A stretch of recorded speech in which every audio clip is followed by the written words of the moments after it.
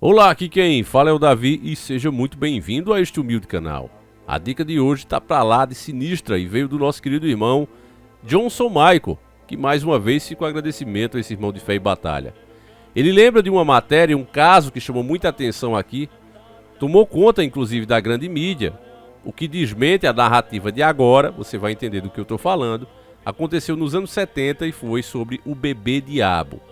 O nascimento dessa suposta profana criatura ganhou as primeiras páginas das principais mídias da época. O jornal circulava muito mais do que hoje. Eu diria até que tinha mais relevância do que a própria televisão, já que a televisão nem todos tinham. E só para você ter ideia, em 11 de 5 de 1975 saiu a matéria Nasceu o Diabo em São Paulo.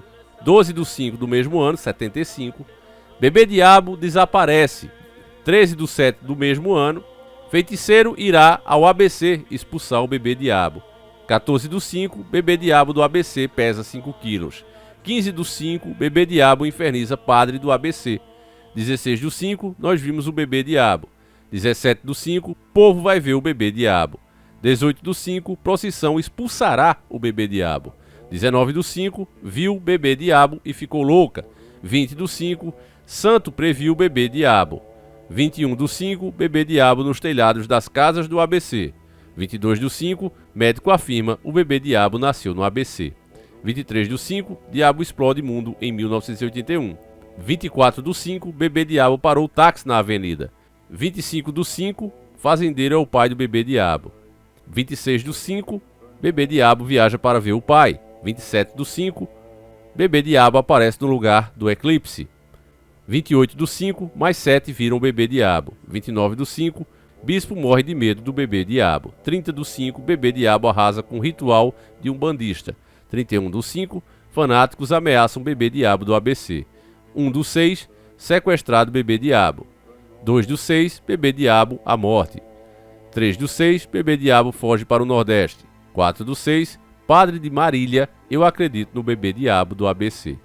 Essa foi a última matéria aqui relatada, né, na nossa pesquisa.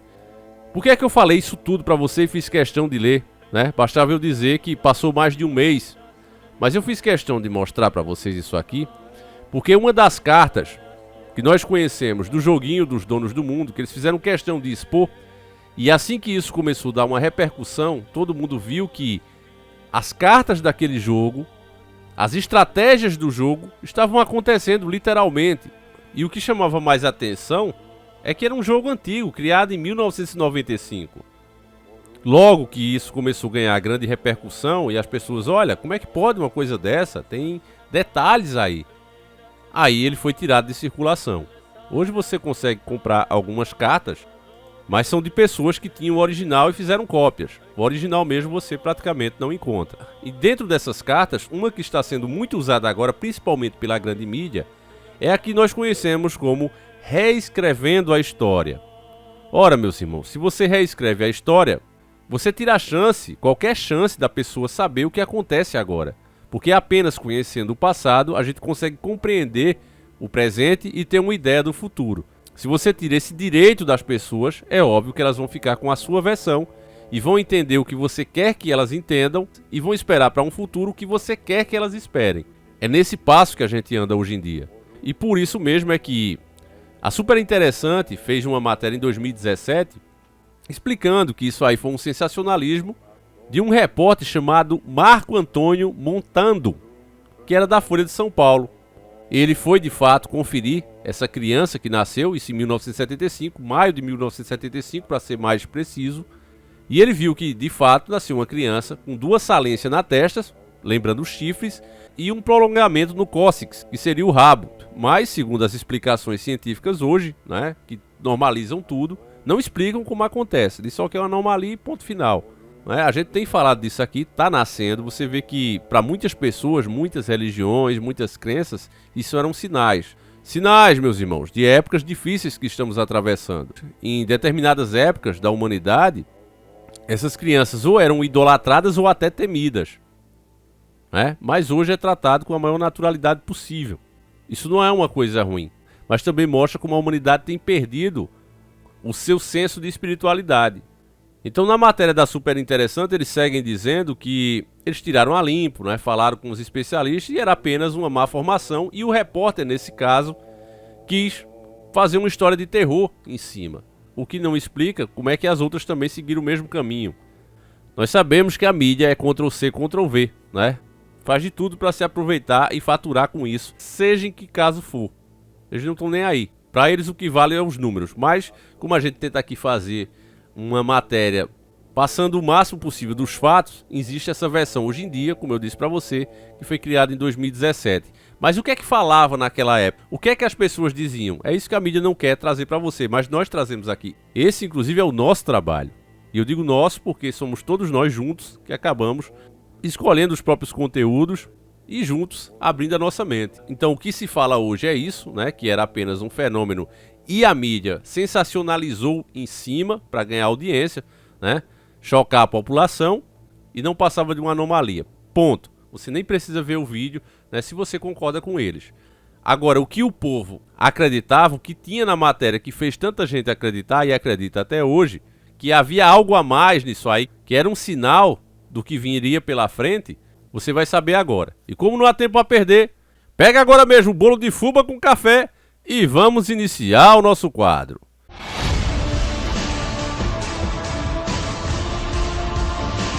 Senhores do Mundo.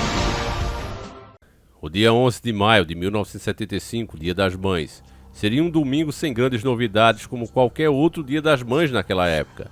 Mas a edição daquele dia de um jornal mudaria tudo. Desde as primeiras horas da manhã, as bancas estavam lotadas de pessoas comprando o jornal Notícias Populares. Ele trazia, estampado em letras garrafais, a manchete: Nasceu o Diabo em São Paulo.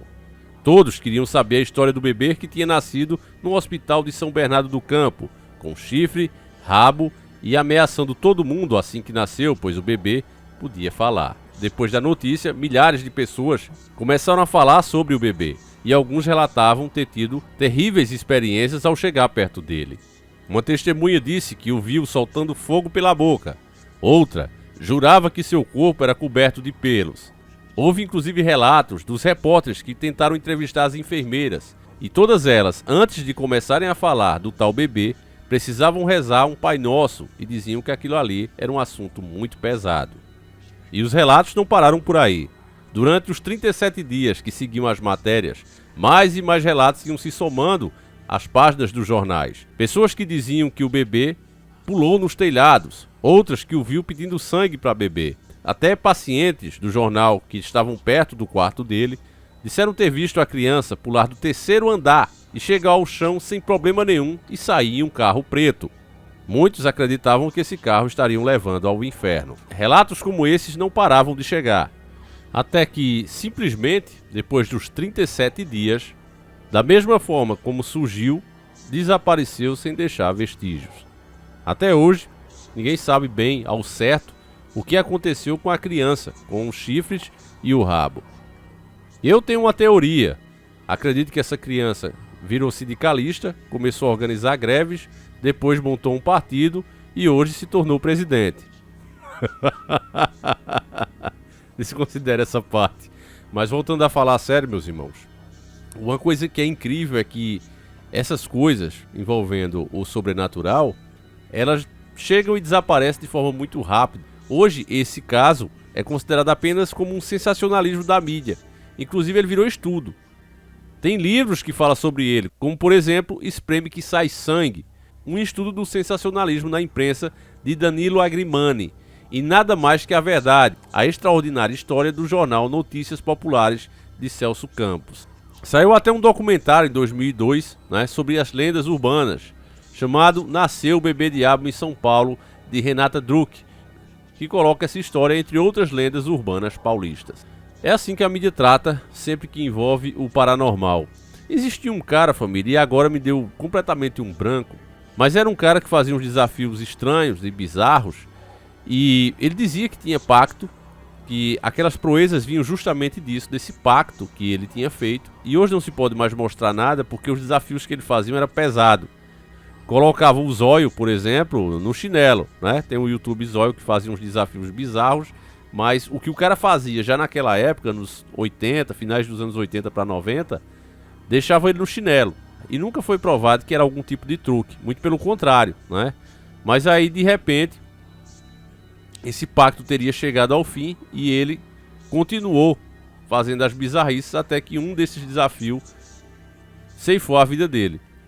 A coisa era tão bizarra, meus irmãos, que isso meio que foi banido, escondido pela própria mídia. Então, mesmo que a pessoa acredite que isso aqui não passava de sensacionalismo, esses fenômenos, esses sinais, eles continuam acontecendo até o dia de hoje. Eu, inclusive, quando quebrei o meu braço, no hospital que eu estava, o pessoal disseram que tinha nascido um lá. Um exatamente assim. E que ele parecia entender tudo que os médicos falavam. Até que, supostamente, um médico acabou dando um jeito nele. Mas dizia que tinha rabo, chifres, olhos vermelhos e conseguia entender o que se falava. Além disso, cheio de pelos. Então, simplesmente dizer que isso é uma anomalia genética, para mim, sem mostrar como isso acontece, acaba sendo um pouco de fé também, mas que eu respeito. É uma opinião, é válida, e por isso mesmo eu fiz questão de mostrar que esse assunto hoje, ele é tratado apenas como um sensacionalismo, um dos casos mais sensacionalistas do Brasil, e é estudado por muitas pessoas que cursam aí faculdade. Aí eu pergunto a você, agora eu deixo com você, meu irmão. Era sensacionalismo? E nesse caso, apenas uma anomalia tratada como paranormal, ou de fato poderia ser um sinal, algo paranormal tratado como anomalia? Deixa a tua opinião, aqui ela será sempre respeitada. Lembre-se que são 2 vídeos por dia, um às 7h30 da manhã, outro às 17h45. Agora é a sua vez de ser o destaque, meus irmãos. Deixa aí nos comentários, fiquem com Deus, um abraço e a gente segue juntos. Fui!